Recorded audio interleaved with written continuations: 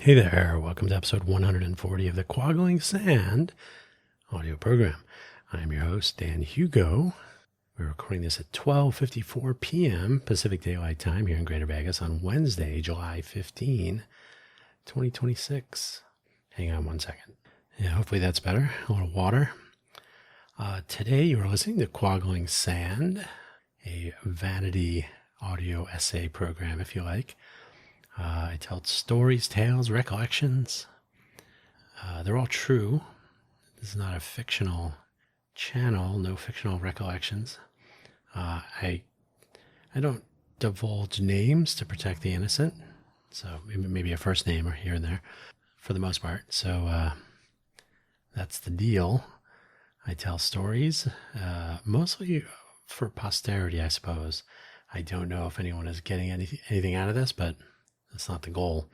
Normally, we release new, if I can speak, we release new episodes of Quaggling Sand, we being me, myself, and I, of course, on Wednesdays, quite often in the morning, but there's no guarantee. You get what you pay for. The title and topic for today, Individuation. That is a real word. I was inspired yesterday by watching a YouTube video, which we'll get into very soon. Hopefully wherever you found this audio program. Oh, by the way, if you're not familiar with the term Quaggling Sand, you just listen to all these episodes. Pick one other episode before this one and I'll explain it, what Quaggling Sand is. Today I'm giving you a break. Hopefully wherever you found this audio program, you're able to locate the episode description, which contains the show notes, including a brief summary, which I'll read to you, and the episode links. The first two are the normal show links. Those are the same every week. And then the two episode links, including the YouTube video link to which I referred. So let's get into it so we can get on with our super hot day. My temperature readings say 107 or 105 degrees outside, depending on where they stuck the thermometer, I guess. So let's get started. The summary of today's episode. I was watching a YouTube video about individuation and began to see some familiar notions. This is probably a concept I am living. Quaggling Sand, QUOGGLINGSAND, Quaggling Sand, exactly as it sounds. .com, the homepage, someday. The profile page linking everything I've had for 5+ years. By 5 years in March, so plus. Buymeacoffee.com/Dan Hugo. It's a freeform profile page. So I have links to all of my various audio programs, links to some of the projects I'm working on, some affiliate links if you'd like to support my efforts and not spend any actual money on me. You would have to buy something, but you're not giving me any money directly. You can buy me a coffee if you want to do that. You are not required to spend any money by visiting this site or because you have visited this site. It's just a free, long-lasting directory of sorts, pointing at the things I'm doing, producing, and otherwise. Do note that the Buy Me an Update audio program, which is published on Monday mornings, 5 minutes or less, a quick rundown on the previous week's audio programs and any news and announcements upcoming, was originally published exclusively at buymeacoffee.com/danhugo/posts, but nobody goes to buymeacoffee.com for podcast episodes. So it's published there still, not exclusively. And then 2 hours later, it's published to the usual places. So you can find Buy Me an Update, probably where you found this audio program. The YouTube video in question, got some water right here. The YouTube video in question was about Jungian philosophy. I've included also a Wikipedia page so you can check what's going on with that. So do I have this? No, I don't. So, oh, wait, do I have it open? Nope. Somewhere. Okay. So the YouTube video, the title is Why Having No Friends is the Final Stage of the Rarest Personality Type. Carl Jung. I think I'm pronouncing that right. Carl Jung gets a lot of attention in recent years. So it looks like Carl Jung, but I believe it's Jung. If not, Jung, you'll find it. So yeah, this was a 27-minute video. I didn't actually sit and watch it. I had it on while I was doing something else, but I started hearing some parts that were like, yeah, interesting. Uh, why the descriptive text starts out with, why does becoming your truest self often mean ending up with almost no friends left?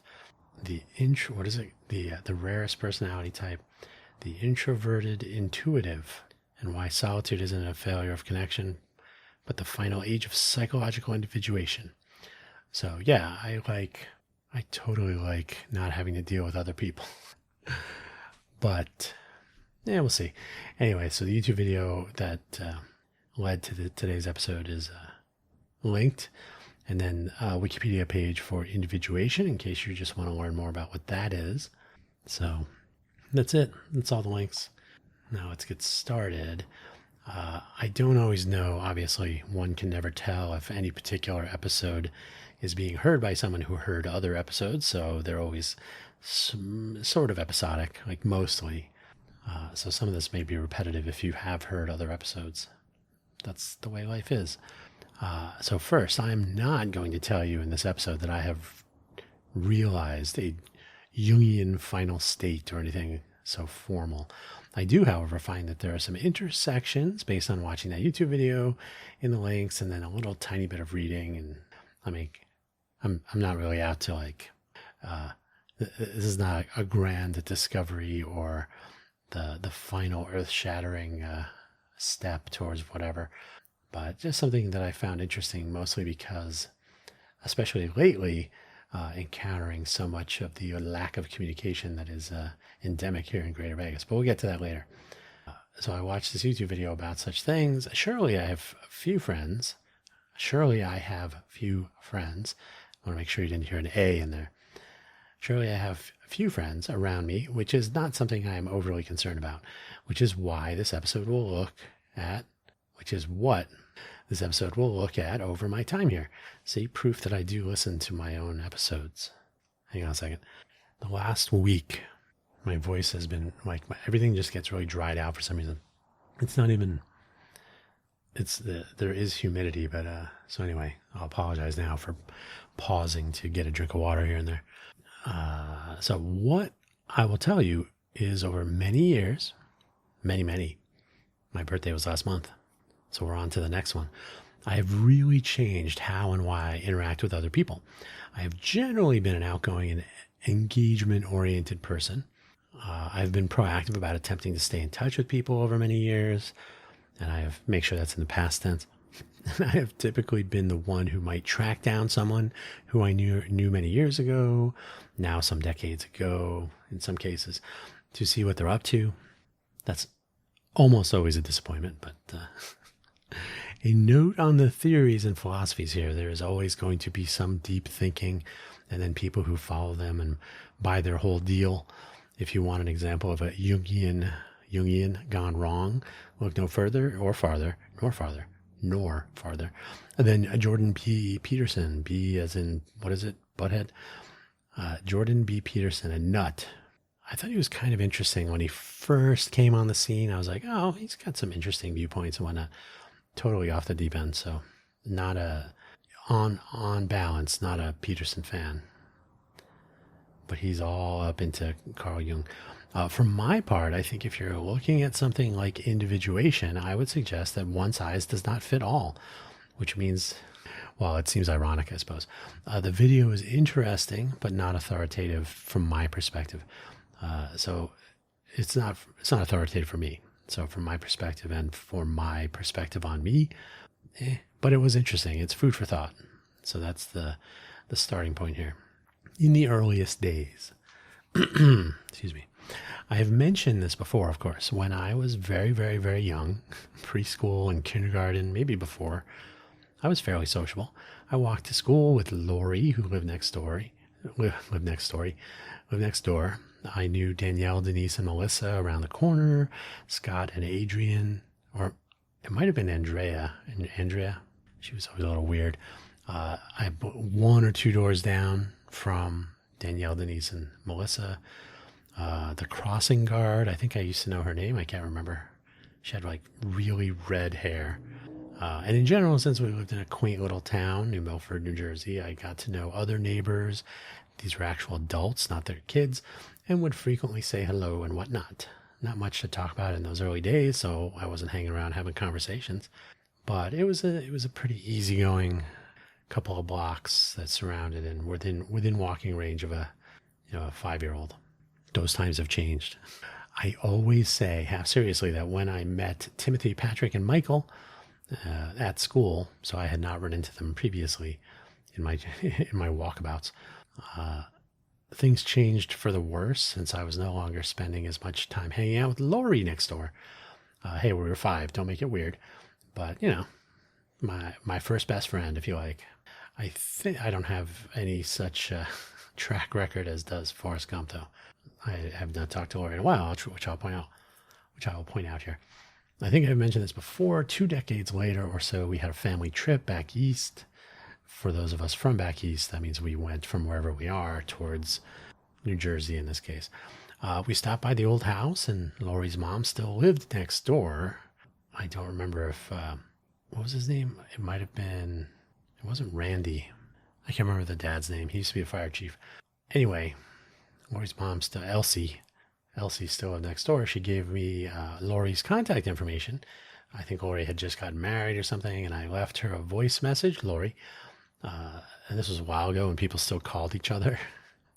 She called me back more than a year later, also leaving a voice message, and we never actually spoke. At that point, it was clearly not important, so why spend the time? I think I had gone above and beyond to try to reach out after so long. And then the famous mokusatsu. I don't know if people always intend the meaning of mokusatsu. That is sort of this silence of disdain. No. Anyway, it's silence of contempt. That's it. Sometimes people just are dumb and they don't respond to people. Like, oh yeah, I'll have to get to that, but I have other important things to do, like this paint drying. So that sends the message whether you intend to or not. And it could be malicious or contemptuous, but it could also just be apathetic, which those all kind of, they appear pretty close on the spectrum. When we moved to Arizona before I turned 7, so from New Milford to Glendale, I essentially left New Milford behind. I visited the old neighborhood once when I was about 16, and then the other time on that family trip. Otherwise, those memories are just that. In the internet age, it would be easy to reach out, to track down people, if I remembered them, see if they're around somewhere, what they're up to. I have been known to do that now and then, but for some reason I left this interval of time behind completely. So I really have never tried to track down any of the characters from back then. I mostly don't remember them anyway, so that's fine. Now, growing up, growing up, I have told the story about of moving and changing schools and reacclimating. This has probably contributed to the weaker bonds with friends in early grade school than in high school. So I switched school. So I moved from New Milford to Glendale. So I began to attend what would become Horizon Elementary School. It was a brand new school. And then when I was 12, I moved to a junior high school, Royal Palm Junior High. And then I moved to a high school that was filled with people who knew each other since they were in kindergarten. But I chose not to go to Apollo High School. So I went to a high school with basically all new people. So I kept meeting new people, which is fine. I didn't really have many friends. So then in high school, same thing. But here again, it would be relatively easy to find people if this was actually desirable to do.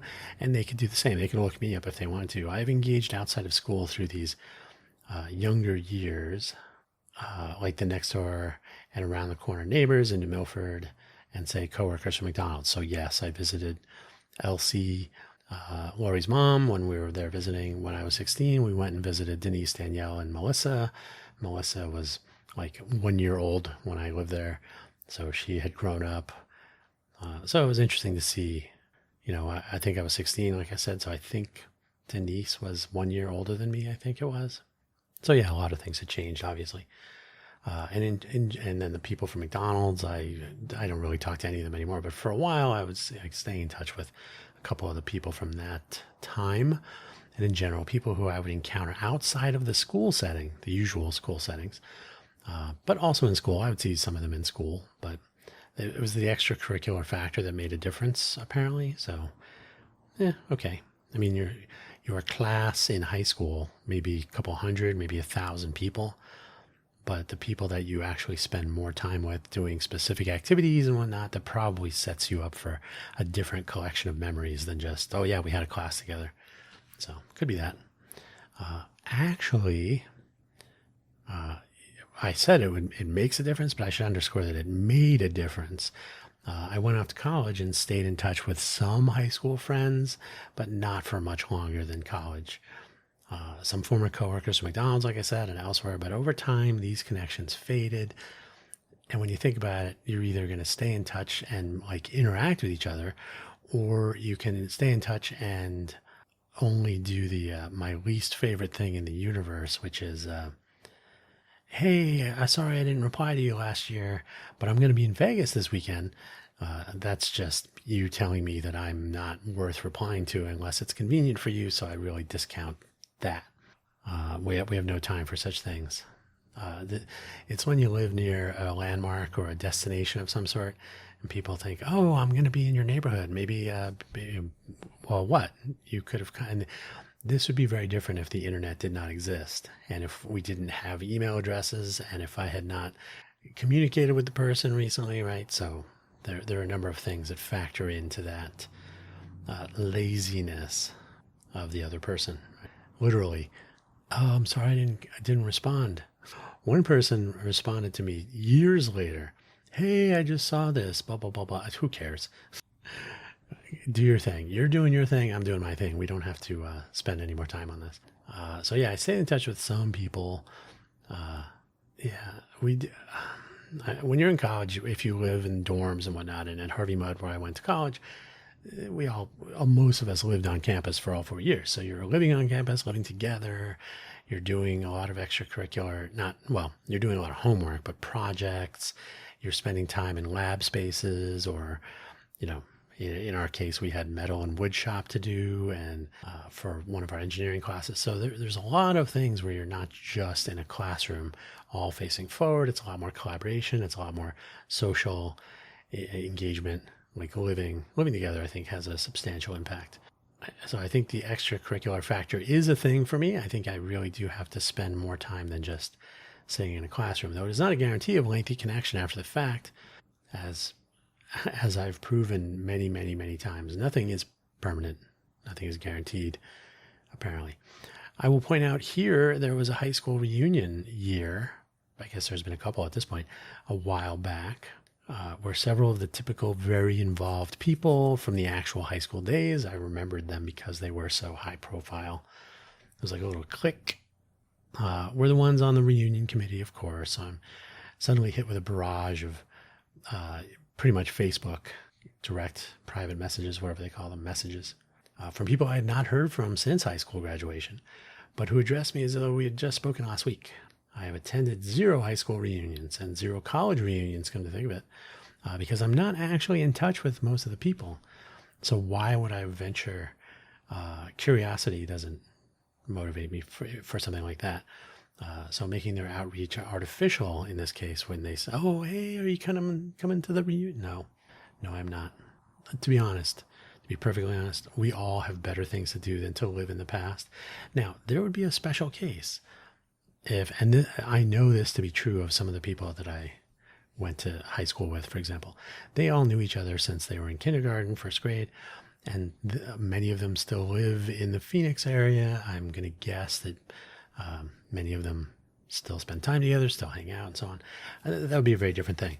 So if I was still in touch with people on a regular basis, and there was a friend network that was active, then it would probably be a different story. Like, oh yeah, it would be kind of interesting to see what the other half of our class is doing, since I've kept in touch with half of them, but that's simply not the case.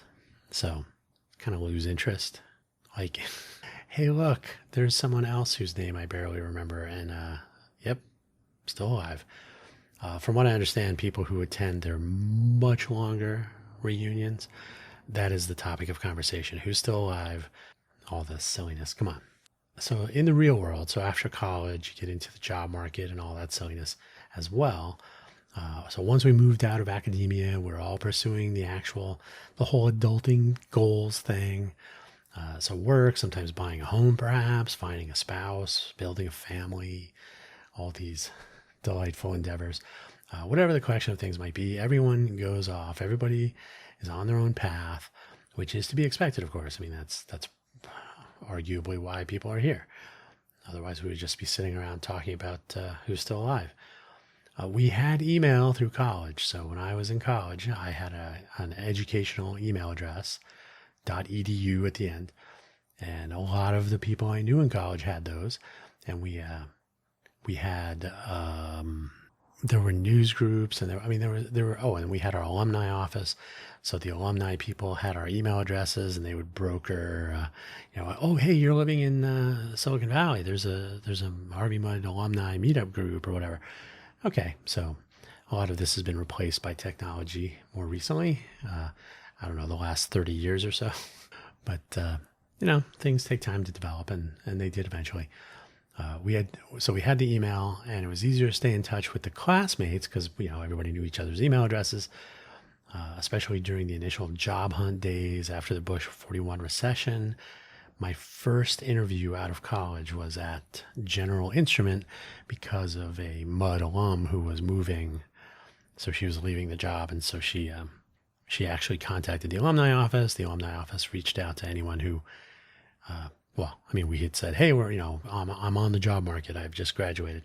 So they had a list of people. And so it was a fine system. Karen McAndrew, the alumni, career planning person, whatever, was probably, I don't think she had anything to worry about in the next life. I don't even know if she's still around, but maybe not. But yeah, just a gem of a person, about as helpful as anyone could be. Really sets the bar at an unattainable level for other people.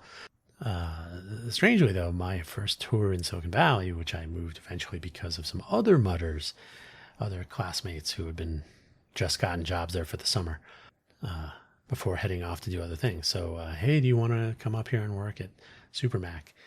And at first I viewed it as sort of a cop-out, like, why can I not find a job like a normal person? But it was the end of the recession, and at the end of the day, you're like, well, okay, we'll see what happens. And I was not against moving to Silicon Valley. It was kind of on the wish list, to be honest. So, okay. We moved up there. Intercompany email was still coming up to speed. So there was, quickly, let me think.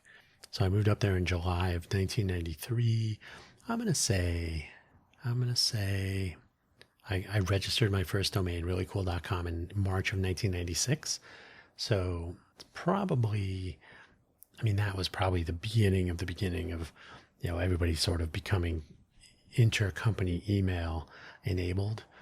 I just remember at the time there was just this whole thing about, don't email other companies. There was a lot of privacy and security and intellectual property concerns, right? So there was just a mess of personal email addresses, AOL addresses, maybe school addresses, occasional work addresses, but that was, that would come much later. It would be much more a collection of work email addresses. Over time, and that would come later, but not much later. There we go. But so you'd have people's, here's my address is, Joe Bob at asu.edu, and you're like, oh, okay, you went to ASU, okay, great.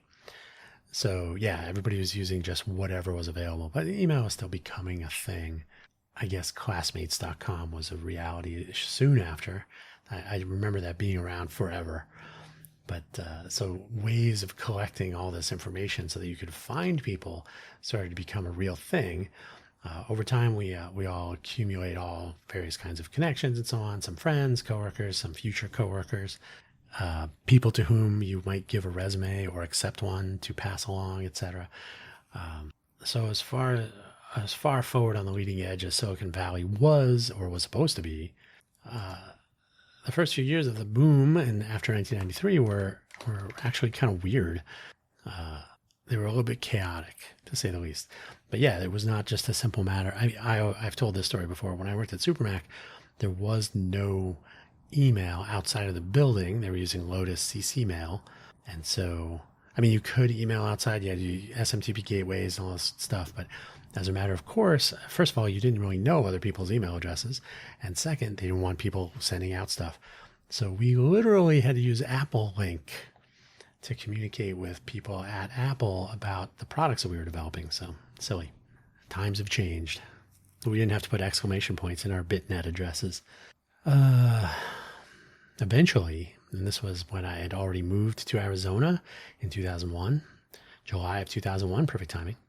I moved there for a respite of sorts before my second tour in Silicon Valley, which would commence 4 years later in September of 2005. So I moved there in 2001. It was an interesting time, of course. The entire job market would tank, and all of my connections with anyone seemed to evaporate. A lot of people left Silicon Valley as well, or whatever the case was. It was kind of a mess of connectivity and engagement. Like, hey, I'm trying to find consulting gigs and whatnot. And that was basically dial tone. So LinkedIn would launch in May of 2003, and I would join in August of that same year in Arizona. I figured, I can try to reconnect with some other people that I don't have their contact information.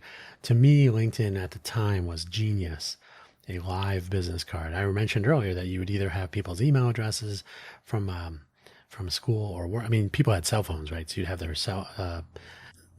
they would have business phones. Cell phones would start to become a real thing when I was in college, but they were still a little bit expensive.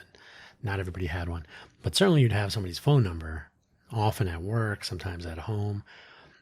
But being able to reach people through a career path, especially in Silicon Valley, where you could change jobs if you had a pen and were breathing, it was not the easiest thing in the world to have contact information for everyone that you wanted to stay in touch with. So it actually required some effort, especially if you were looking for resume landing spots.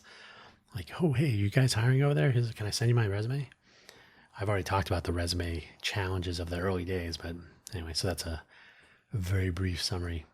I'm going to get some water. So yeah, LinkedIn, I mentioned it was difficult to send an email outside of your company that you worked at in 93, 94. Those things were becoming much easier. So having a work email address that you could actually communicate through was becoming more common. And then LinkedIn kind of filled the gap of, it'd be cool if I had a directory of people. I would like to reach someone I know. I could find out where they are working and I could contact, they're working at a place where I need to find a contact for something. I want to try to have a meeting with somebody. Hey, so-and-so, remember we used to work do you know anybody in engineering that I go, oh yeah, sure, I'll refer you over there. So LinkedIn at the time was an interesting, like I said, kind of a multi-company directory, basically person-oriented instead of company-oriented. So rather than looking at the company directory, you could look through my personal contact list and see who is working where. Now, some of the LinkedIn features we take for granted today, like that it sucks, were not yet fully realized in the early days, but a lot of things were moving very quickly. So LinkedIn had so much potential. I really hate it now. Facebook would actually launch the following year in 2004. I can't remember what month it was, like February or something, sometime in less than a year later, but it was the following year, calendar year. So Facebook would launch the following year. And if you had a .edu email address, because it was very college student centric, the Facebook, you could join the Facebook through your .edu email address. So that was sort of a smart move at the time. I mean, Facebook is even worse than LinkedIn in some respects, but they're both awful companies, awful platforms to be sure. So a multi-company directory was forming on the LinkedIn side, and then Facebook was grabbing people who would probably have been friends in college. And then eventually, you've got a whole bunch of college people that can interact. Well, surely you must know your friend from high school who went to a different college, but you can now. So it was kind of the classmates of its day, classmates.com. I never liked that site. I never joined it or gave them any money or anything. But yeah, Facebook, little did we know how awful all these platforms would be. But it was good for a minute. But I think we can all agree that algorithmic platforms capturing human network information at scale strictly for the purposes of selling, making money on you, on your back, are ultimately something of a problem. You are the product, as they say, if you're not paying for something. So fast forward to Vegas, because like I could go job by job if you wanted to, but I don't want to, and you don't want to either. So fast forward to Vegas. I moved here 13 years ago in August. So 13 years in 2 weeks. So it'll be 13 years officially. Now, technically, I moved here at the middle. Oh, today or yesterday, 12th, maybe July 12th was when, I drove here. I landed here, if you will. So technically it's been 13 years today since I moved here, but I didn't do the residency, get the new license plates, make an appointment for a new driver's license, all that stuff. That would come within 30 days to comply with the local ordinances. So we don't really need to go into deep detail about a variety of interpersonal relationships over the years. There's a take home that can absolutely be found amplified like bacteria in growth medium in a petri dish. Here, I have described this elsewhere in my various productions. The tendency for people in Vegas that I have encountered in recent years, so in the last 13 years, to be intensely transactional and largely driven by their own needs first and often only their own needs. It's almost to the point where well, it's not even almost. I really don't expect anything from people in the Vegas area. So, sorry. But not only in Vegas. Whenever I say that, people will say, oh, we have that here too. I'm not saying only in Vegas, but we are expert. Certainly among the list of the Vegas contacts gone silent, this tendency now to ghost. So that is everybody that I've known or met in Vegas with whom I've connected on LinkedIn or whatever. They've gone silent and they ghost. They only respond on their own terms if they do respond at all, and to generally ask explicitly or implicitly what is in it for them or me. Right? They are asking what's in it for me. So what they're asking is, why should I contact you, or why should I respond by email? Now, my theory on the LinkedIn, so what people do is they'll accept your invitation to connect, even though they don't know you. And I use LinkedIn in that regard to contact people within government agencies or, something where I need to have a connection with someone so that I can pose a question or I can, whatever the case may be. So people will accept connections, but then if you, hey, thanks for connecting. I'm working on this nonprofit. I don't really have an ask so much, but if you happen to know someone or if you can just answer one question, so I'm not asking you to go way out of your way, but do you happen to know this? Or sometimes it's really, especially over time, you're like, I don't even want to, I'm not even going to consider the possibility that they would come through on an ask. An ask is where you have an actual request for action, right? A call to action. Hey, can you do something for me? That gets almost nothing. Well, what can you do for me first? So usually my questions for people would be, I'm going to invite you to follow a page here on LinkedIn, just so you know what we're doing. And if you happen to know, or hey, educators, we're trying to reach out to young people to participate in this thing we're putting on, but we don't want to cold call minors. That's just bad form. So contacting teachers, it is of an academic nature, so that seemed appropriate. I'm not even kidding, 0% of teachers reached out to, responded in any way. And yes, it is the summer now, but it was not in the summer when this outreach began. And also, if you invite a teacher to connect on LinkedIn on a Wednesday in July, and then they choose to never respond to you, well, it's the summer. Well, yeah, but the only question was, would you be interested in this? Not even doing anything. It was a yes or no question. Don't even get an answer to that. So that's the nature of people today. I don't think it's limited to Vegas. And it's not limited to any of the groups that I've implied or explicitly referred to, but it's fairly awful. And I've been encountering something similar in my travels in general. So it's not it's not just Vegas. Classmates and colleges, classmates and colleagues from college or from even high school and whatnot. I already wasn't staying in touch with them. The college ones I'm a little bit more in touch with, especially kind of casually. I've received requests from former colleagues in college, classmates, or people I knew who would say, hey, do you know somebody? LinkedIn says you know somebody at whatever. Can you introduce me or whatever? And that's fine. I don't have a problem with that. But then I will never hear from them otherwise. So, oh, okay, sure. They would never respond to me if I had a similar request also, which I've sort of statistically kind of branded people as guilty of that, even though on a rare occasion someone will actually respond in a useful way. But for the most part, the people I graduated from school, so we're all Gen X, the people that I graduated from school from tend to stay to themselves, which is why I'm not too surprised at what my conclusions that I'm reaching. But the younger people from Harvey Mudd, the people that are graduated in the last maybe 10 years, are much more inclined to connect on LinkedIn and to even engage in some way. And yeah, so maybe that's encouraging. So those would be probably millennials. I'm sorry, millennials or Gen Z. I don't know if, no, I don't think, well, maybe the older Gen Z people, but more millennials that I've engaged with. I mean, there were some people who I knew in college who their kids are going to Harvey Mudd for some reason. So legacy Mudders, it's not too common. It's a pretty small school, but yeah, good for them. Okay. So, but social media is problematic in general. So how you connect with people, and then you don't even have to talk anymore. You just post pictures and then somebody likes it or funny emoji or whatever.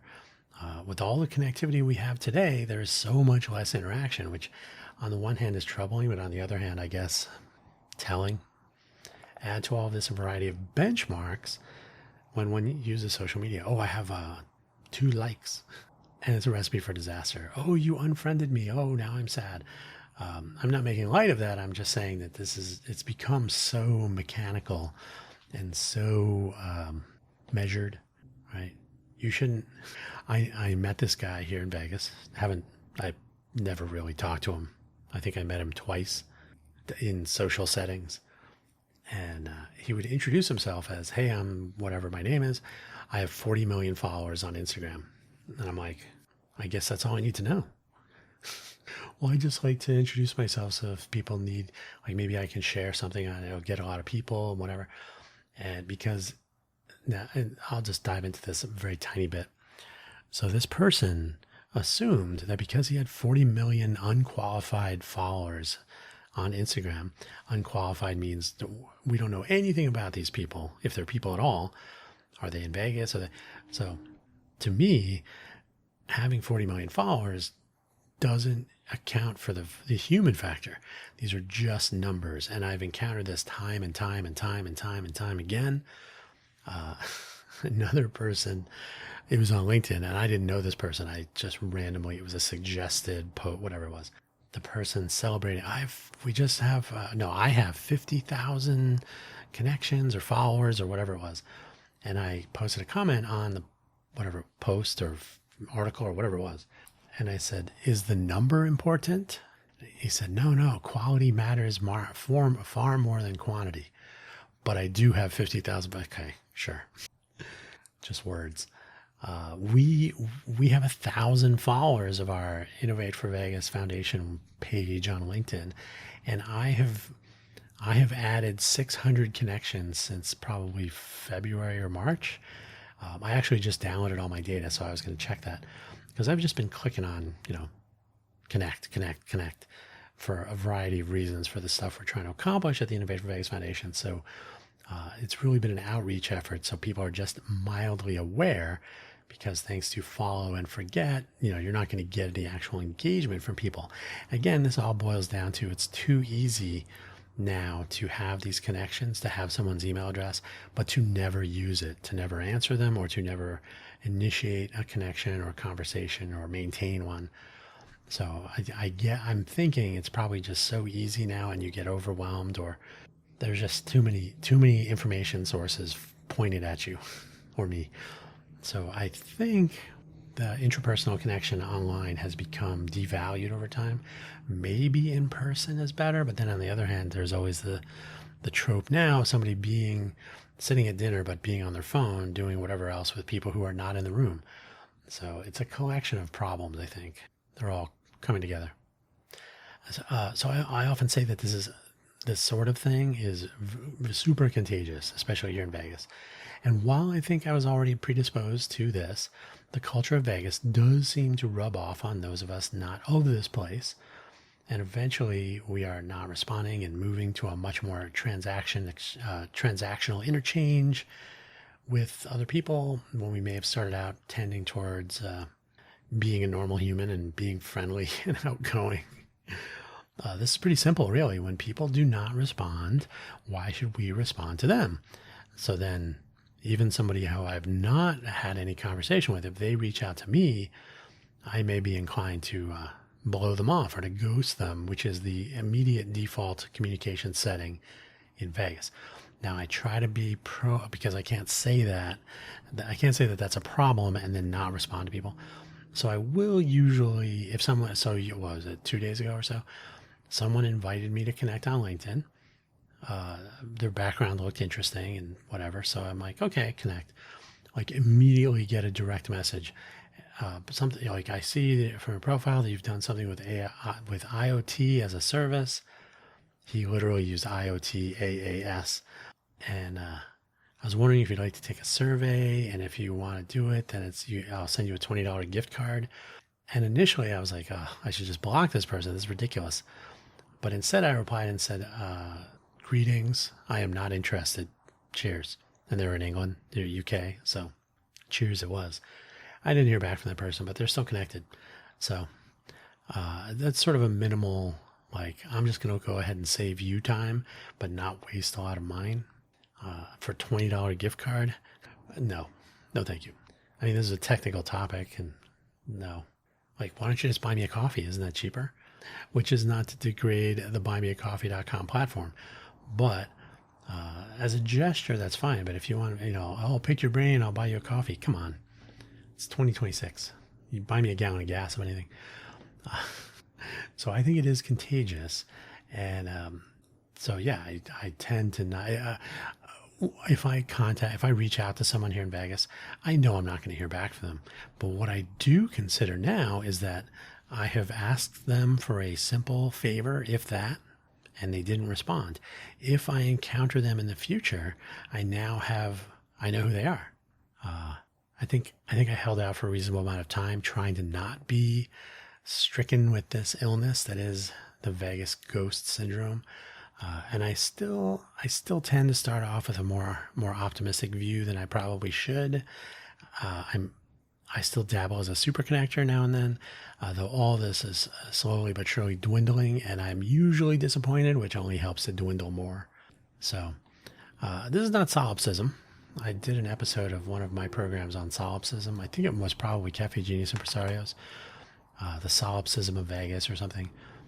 Because people are super transactional, and so they only interact with people when it fills a need or it suits a purpose that they have.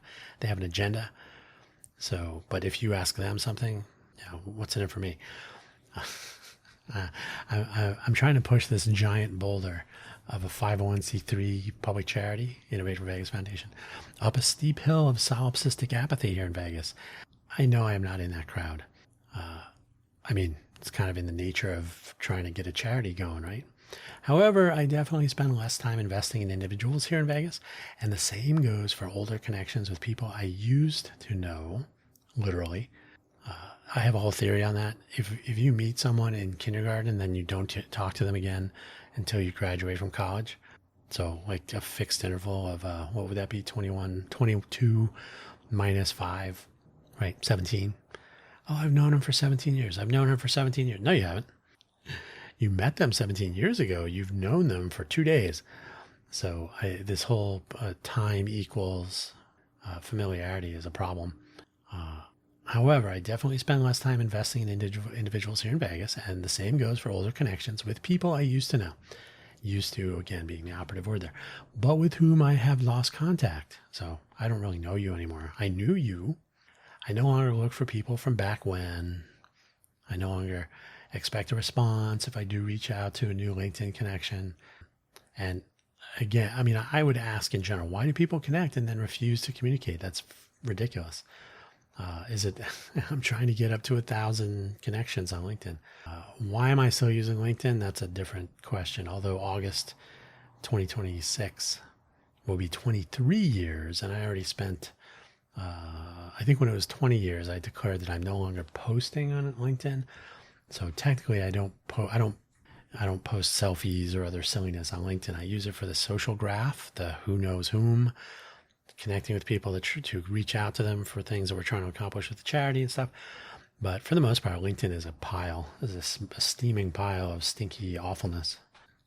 But the same goes for email outreach. Basically, I'm always surprised to hear from anyone at this point. And to be quite honest, I don't know if I really want to anymore. And that goes back to the individuation. Here's the thing. I am beginning to realize fully now that this is good. As Maya Angelou famously advised, when someone shows you who they are, believe them. I don't need to try so hard or to email or send someone a LinkedIn direct message. If I don't get a response of any kind, why bother? And I need not waste time on that connection ever again. So like I said, you kind of bank that for later. Okay, I see who you are. You don't respond in any way. When you ask me for something, you know what you'll expect. You know what to expect. It took a lot more time to make these determinations of the friends and colleagues from decades ago. That was production by the street, by the way, in case you heard that road noise.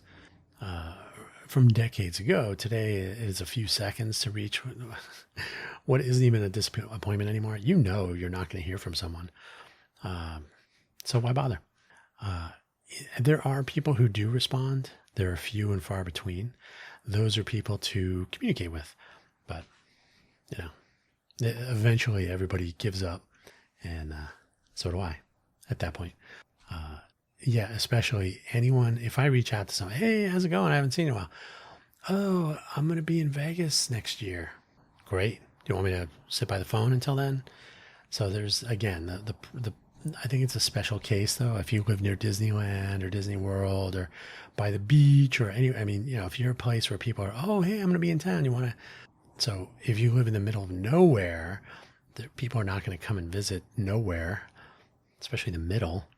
So you're much less likely to get the, oh, hey, I'm going to be at the station in Antarctica where you are, just passing through.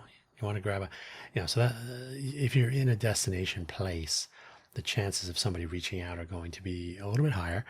And then the chances of someone who I used to know deciding that now is the best time to finally get in touch and respond to that email that you sent me 3 years ago. I think we know what's up at that point. In the meantime, the Jungian folks might celebrate this. But at the end of the day, it is simply less hassle to keep fewer people on speed dial, so to speak, and to focus my attention on what I want to accomplish rather than spending time meeting with people, not with business. For business, then, if you do have an agenda, then that is what it is. But does everyone have an agenda every single time, 100% of the time? I guess that's also true. But business should be a different thing. And if you both are intending to conduct business, then you both kind of know that. But in a social setting, if you're only meeting people that are only talking business, but they don't say that up front, I'm only here to get new clients. I really don't care what you're talking about otherwise. Wouldn't that be refreshing? Or trying to pretend that we're enjoying our time in a social setting that when we're not, right? So it's a lot of time wasted, a lot of false, a lot of pretend, that kind of thing. I'm not saying 100%, but I am saying quite often, making the most of the time we all have left on the planet. And eventually, I think that becomes one of those things in the back of your mind. You're like, oh yeah, I should stop spending time on people who do not care in the slightest about anything but what they're working on. Do I become equally self-centered? And no, not really, but I am spending more time on things that I want to accomplish, and some of them happen to benefit other people. So that's fine.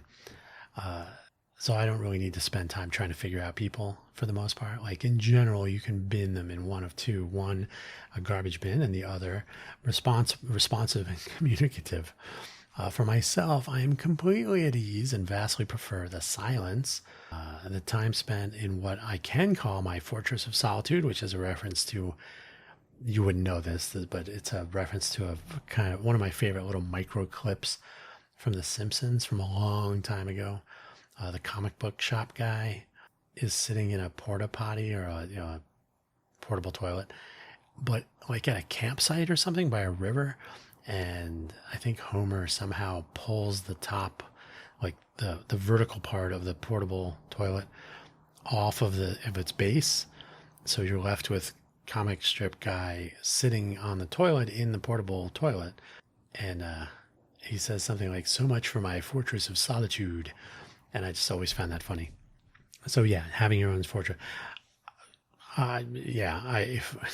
If you find yourself watching one of those last person on earth situations, whether it's a comedy or a single episode or what's the Will Smith or what's his name? Oh my God. Charlton Heston. Thank you. Oh, that was a weird blank. Omega Man for Charlton Heston, or I can't remember what it was called for Will Smith, but it's, you're the last person. Everybody else has the disease that they turn into whatever. So there's something appealing about that. Like, I don't have to deal with, if someone approaches me, I know they're a monster. Here, I'm only pretty sure. But rather than any of the other forms of social silliness, my fortress of solitude, I have my computer, my internet connection, I can try to get some work done. These are vastly preferred than, hey, you want to go meet up at a coffee shop and do some co-working? No. I make my own coffee. It's better than what I get in coffee shops, and certainly a fraction of the price. I have my computer. I have everything I need to get work done here. Now I just need to do the getting the work done part. But the bottom line is the reasons to engage with people just for the hell of it are really dwindling fast. And maybe it sounds cynical, but I think at some point you just have to realize that, why am I doing this? Is it because, do I feel alone? Do I need to be out in public? Do I need to have some sort of interaction like this? Or is it, I don't know. I don't know what it is, but I've come to realize that I don't really need these things. It's nice to have people around who are of like mind, and I don't mean, the tribalism stuff, but like, you like similar things, you like particular cuisine styles, or you like computer programming, or you like bicycling or whatever, right? There are people who have group activities, and it can be fun to do that.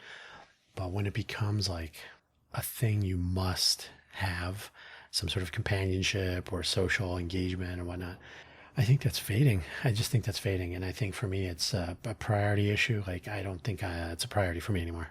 It just isn't. Could that change? Maybe. But I don't know. I think Vegas is a special case.